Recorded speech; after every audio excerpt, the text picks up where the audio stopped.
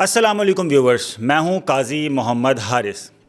गुज़िश्ता दिनों आपने इस तरह की बहुत सारी ख़बरें सुनी होंगी कि मस्जिद अक्सा जो कि मुसलमानों का क़िबला अव्वल रहा है, उसकी ज़मीन के नीचे कुछ सुरंगें बनाई जा रही हैं, खुदाई की जा रही है और कुछ ऐसा लगता है जैसे तलाश किया जा रहा है। और इसमें वो मखसूस तबका मगन है जिसके बारे में कहा जाता है कि वो मस्जिद अक्सा यानी मुसलमानों के क़िबला अव्वल को गस्ब करने और उस पर कब्ज़ा करने में मशहूर है। ये लोग मस्जिद अक्सा के नीचे क्या तलाश कर रहे हैं, उसके नीचे खुदाई करके क्या हासिल करना चाहते हैं, ये दरअसल एक बहुत बड़ा सवाल है और हम लोगों को इस पर लाजमी तौर पर सोचना चाहिए। तो आज मैं ये वीडियो दरअसल इस मौजू पर बनाना चाहता हूँ कि वो क्या चीज़ है जिसको वो लोग वहाँ पर तलाश कर रहे हैं। दरअसल वो है एक ताबूत जिसका नाम आम तौर पर रखा जाता है ताबूत सकीना और आम तौर पर इसको कहा जाता है आर्क ऑफ कोवेनेंट और इसी का एक और नाम है आर्क ऑफ ट्रैंक्विलिटी। इस ताबूत को ख़ास तौर पर यहूद इसलिए हासिल करना चाहते हैं कि वो ये समझते हैं कि अगर उनको ये ताबूत मिल गया तो वो बिल्कुल उसी तरह अपनी बादशाहत कायम कर सकेंगे जिस तरह ये बादशाहत उनकी पहले किसी ज़माने में कायम थी जब वो अल्लाह ताला की पसंदीदा तरीन कौम हुआ करते थे। और ये वो वक्त था जब बख्त नसर ने अभी तक इसराइल पर हमला नहीं किया था। आइए देखते हैं कि वो ताबूत दरअसल आया कहाँ से, बनी इसराइल तक कैसे पहुँचा और इस वक्त कहाँ है और क्यों यहूद उस ताबूत को हासिल करना चाहते हैं और क्यों इसके लिए कई जगहों पर मल्टीपल प्लेसेस पे वो खुदाई कर रहे हैं और इस ताबूत को हासिल करने की कोशिश कर रहे हैं। इस बारे में आपको एक मज़े की बात बताता चलूँ। हॉलीवुड के एक बहुत मशहूर डायरेक्टर स्टीवन स्पीलबर्ग ने कई सालों पहले एक मूवी बनाई और जिसका नाम रखा readers of the lost arc. ये डायरेक्टर यहूदी है और ख़ास तौर पर यहूदी नज़रियात के प्रचार के बारे में मशहूर है। ये आम तौर पर अपनी मूवीज़ में यहूदियों के अकायद या उनके अतवार का प्रचार किया करता है। इसने इस मूवी में ये मंजर कशी की कि दूसरी जंग अदीम के बाद जर्मन नाजीज़ ने ख़ास तौर पर इस ताबूत को हासिल करने की कोशिश की और उनको लगता था कि जैसे ये ताबूत अफ्रीका यानी इजिप्ट या इथोपिया के आसपास कहीं मौजूद है और इसके लिए उन्होंने बाकायदा तौर पर खुदाई भी शुरू की।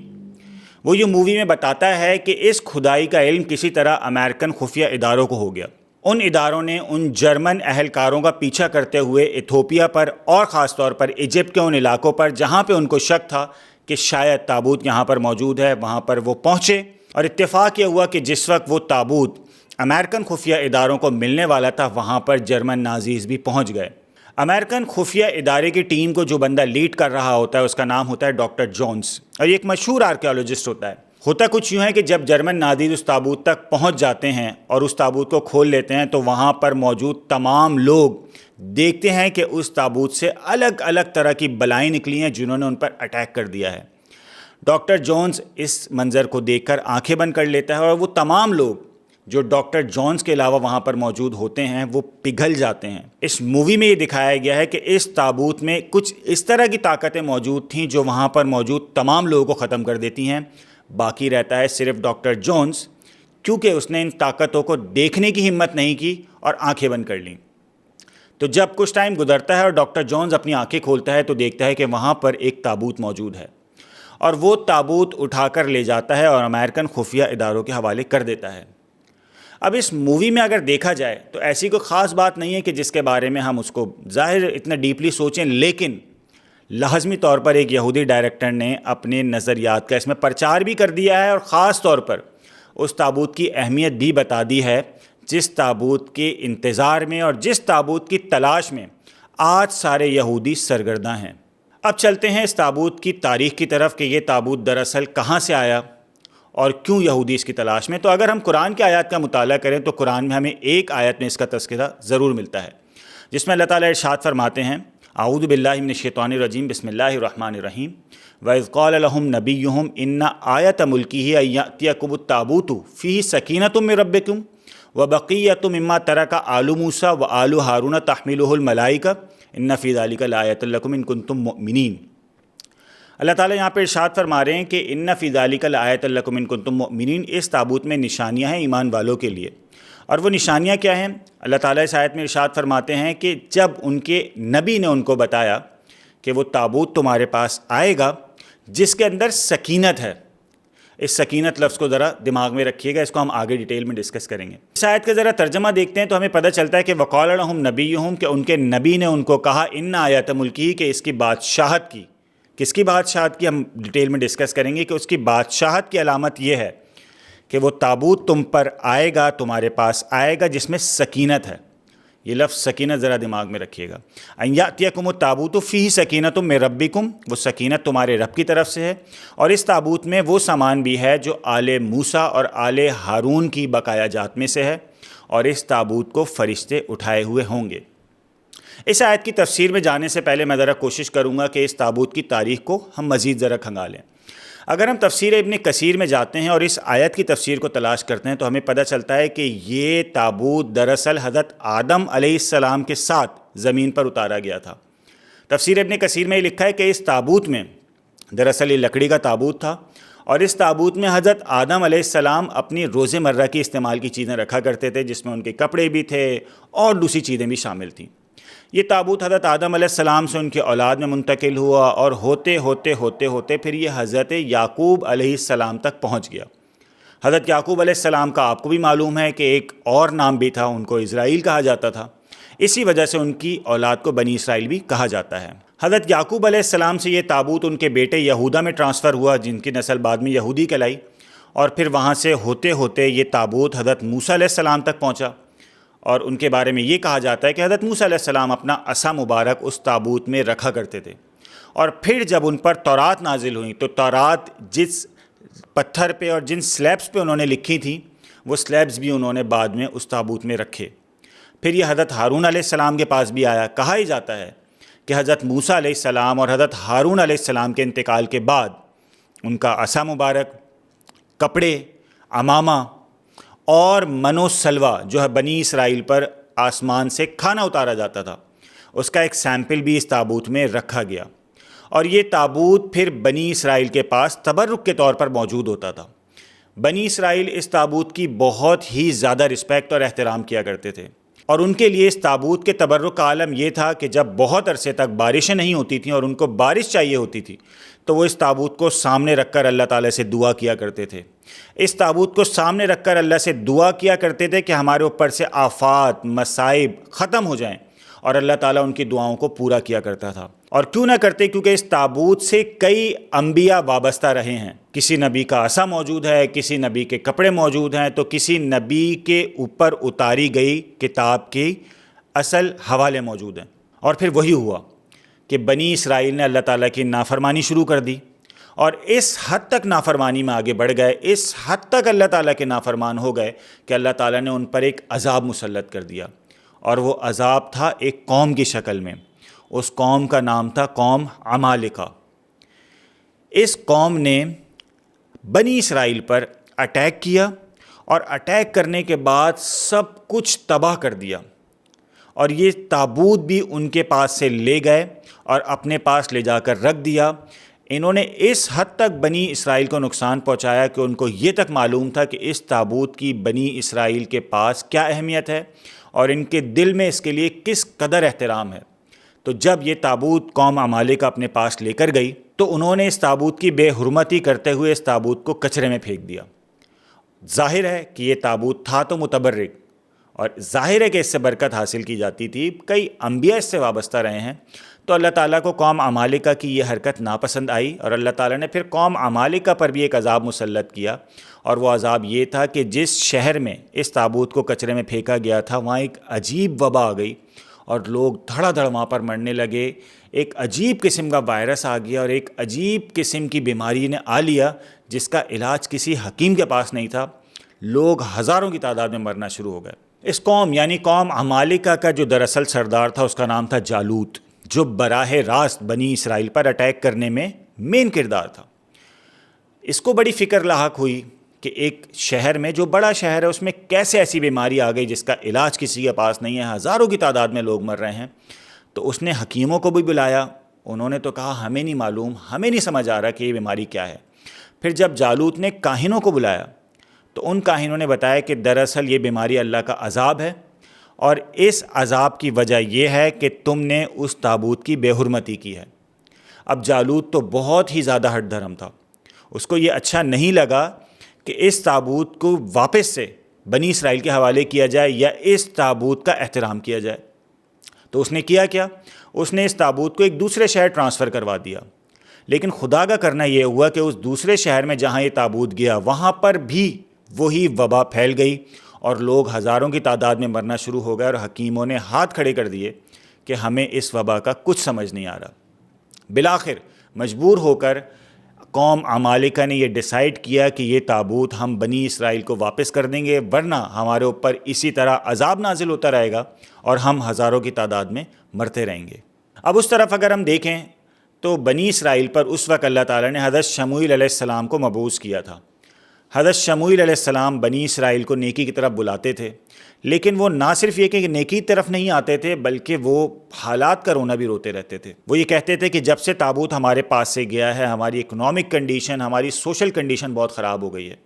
حضرت شموئیل علیہ السلام ان کو تبلیغ کیا کرتے، اور پھر ایک بہت ہی نیک آدمی جس کا نام طالوت تھا ان کو انہوں نے بادشاہ بنانے کا سوچا. طالوت بہت نیک آدمی تھے، بنی اسرائیل نے ان کو بادشاہ ماننے سے انکار کر دیا.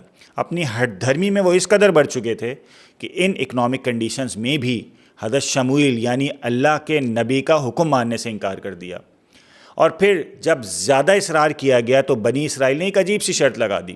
انہوں نے کہا کہ ہم طالوت کو اس وقت حکمران مانیں گے جب ہمیں ہمارا وہ تابوت واپس مل جائے. حضرت شموئیل علیہ السلام نے کہا بالکل، میں وعدہ کرتا ہوں کہ انشاءاللہ اللہ وہ تابوت تم تک واپس بھیج دے گا اور فرشتے اس کو لے کر نازل ہوں گے.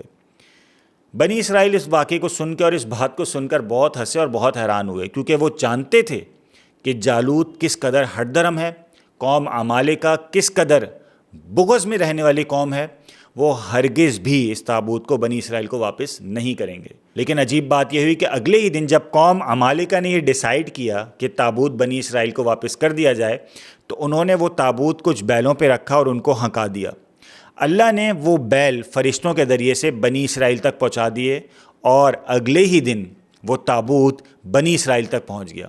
بنی اسرائیل کے لیے یہ چیز بڑی حیران کن تھی، لیکن ظاہر ہے کہ وہ وعدہ کر چکے تھے تو اس لیے انہوں نے پھر طالوت کو اپنا حکمران مان لیا.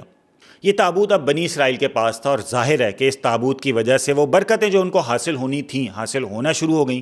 ان کی اکنامک کنڈیشن بہتر ہو گئی، ان کی سوشل کنڈیشنز بہتر ہو گئیں، لیکن نہیں بہتر ہوئے تو ان کے اعمال بہتر نہیں ہوئے. وہ اسی طرح اپنی حرکتوں میں لگے رہے اور اس دوران حضرت داؤد علیہ السلام کا دور آ گیا. حضرت داؤد علیہ السلام کے دور میں بھی یہ تابوت انہی کے پاس تھا. اس دوران حضرت داؤد علیہ السلام کو اللہ نے آرڈر کیا کہ وہ مسجد اقصیٰ کی جگہ پر ایک شاندار قسم کی عبادت گاہ بنائیں جس میں اللہ کی عبادت کی جائے، اور اس میں ان کے بیٹے حضرت سلیمان علیہ السلام بھی شامل تھے. جب یہ زبردست قسم کی عبادت گاہ قائم کر دی گئی تو اس تابوت کو اس عبادت گاہ کے ایک مخصوص جگہ پر ایک مخصوص علاقے میں رکھ دیا گیا، اور اس سے پہلے کبھی اس تابوت کو اس طرح خاص طور پر ٹریٹ نہیں کیا جاتا تھا بلکہ عام لوگوں کا بھی اس تک ایکسس ہوتا تھا. لیکن اب جب عبادت گاہ بن گئی تو اس تابوت تک صرف یا تو کچھ مخصوص عمائدین کا ایکسس ہوتا تھا یا ہی بہت نیک لوگ اس تک ایکسس کر پاتے تھے اور ان کی وہاں تک پہنچ تھی. بنی اسرائیل اپنی ہٹ دھرمی میں پھر مزید آگے بڑھنے لگے. وہ بالکل اللہ سے غافل ہو گئے اور انہوں نے پھر سے انبیاء کو قتل کرنا شروع کر دیا. حضرت زکریا علیہ السلام کو قتل کیا، پھر حضرت یحییٰ علیہ السلام کو بھی قتل کیا. جب اس طرح وہ مختلف انبیاء کو قتل کرتے رہے تو اللہ تعالیٰ کو پھر ان پر شدید غضب آیا اور اللہ تعالیٰ نے پھر ان کے اوپر ایک عذاب نازل کیا، اور یہ عذاب تھا عراق کے بادشاہ بخت نصر کی شکل میں، جو حضرت عیسیٰ علیہ السلام سے تقریباً 586 یا 590 سال پہلے کا قصہ ہے. اس بخت نصر نے نہ صرف یہ کہ بنی اسرائیل پر اٹیک کیا اور ان کو شدید قسم کی خون ریزی کے ساتھ مارا، بلکہ ان کی عبادت گاہ پر بھی اٹیک کیا، اور وہ عبادت گاہ جو دراصل حضرت داؤد علیہ السلام اور حضرت سلیمان علیہ السلام نے بنائی تھی اس کو آگ لگا دی، اس کو نذر آتش کر دیا. کہا ہی جاتا ہے کہ وہ پوری عبادت گاہ اس نے مسمار کر دی. لیکن یہودی یہ عقیدہ رکھتے ہیں کہ وہ ایک خاص دیوار جو دراصل حضرت سلیمان علیہ السلام اور حضرت داؤد علیہ السلام نے مل کر بنائی تھی، صرف وہ باقی رہ گئی جس کو آج یہودی دیوار گریا کے نام سے جانتے ہیں. اور اس دیوار گریا کے سامنے کھڑے ہو کر وہ آہ و بکا کرتے ہیں، وہ روتے ہیں، اپنے پرانے حالات کو یاد کر کے اور سوچ کے کہ وہ کیا تھے اور انہوں نے اللہ کی نافرمانی کر کے اپنے آپ کو کس حال تک پہنچا دیا ہے۔ تو اب دیکھتے ہیں کہ بخت نصر نے اس تابوت کا کیا کیا۔ کہا ہی جاتا ہے کہ بخت نصر وہ تابوت لے گیا اور پھر کچھ پتہ نہیں چلا کہ بخت نصر نے اس تابوت کے ساتھ کیا کیا۔ اب مختلف مورخین اور مختلف مفسرین اس بارے میں مختلف آراء دیتے ہیں۔ کچھ کہتے ہیں کہ بخت نصر نے اس تابوت کو وہیں مسجد اقصی کے آس پاس کہیں دفنا دیا، اور کچھ کہتے ہیں کہ بخت نصر نے وہ تابوت مصر لا کے کہیں دفنایا، اور کچھ کے نزدیک تو یہ تابوت ایتھوپیا لایا گیا۔ اور یہی وجہ ہے کہ آج ایتھوپیا میں ایک میوزیم میں ایک تابوت کو یہ کہا جاتا ہے، اس کے بارے میں یہ کلیم کیا جاتا ہے کہ دراصل یہی وہ تابوت ہے جو تابوت سکینت تھا۔ اب دراصل دیکھتے ہیں کہ تابوت سکینت کا جو نام ہے، اس میں لفظ سکینت دراصل قرآن کا ہی دیا ہوا ہے۔ قرآن جو کہہ رہا ہے کہ وَقَالَ لَهُمْ نَبِيُّهُمْ إِنَّ آیَاتَ مُلْکِهِ أَن يَأْتِيَكُمُ التَّابُوتُ فِيهِ سَکِینَةٌ، کہ اس تابوت میں سکینت ہے۔ اب یہ سکینت کا ورڈ بڑا مزیدار ہے۔ ہم یہ دیکھتے ہیں کہ قرآن میں سورہ فتح میں اللہ تعالیٰ نے اس لفظ کا ذکر کیا ہے، اور یہ لفظ استعمال کیا ہے سکینۃ۔ هُوَ الَّذِي أَنزَلَ السَّکِینَةَ فِی قُلُوبِ الْمُؤْمِنِینَ لِیَزْدَادُوا ایمَانًا۔ مزے کی بات یہ ہے کہ اللہ تعالیٰ نے یہاں پر سورہ فتح میں جس کانٹیکسٹ میں اس لفظ فتح کا ذکر کیا ہے وہ بھی بیٹل کے پوائنٹ آف ویو سے ہے، اور ایک دفعہ اللہ تعالیٰ نے اس لفظ سکینت کا ذکر کیا ہے صلح حدیبیہ کے وقت جو بیعت ہوئی تھی، جو بیعت رضوان، یعنی اس درخت کے نیچے ہوئی تھی جس درخت کا نام رضوان تھا۔ اللہ تعالیٰ کہہ رہے ہیں کہ ان بیعت کرنے والوں کے دل میں اللہ نے سکینت نازل کی تھی۔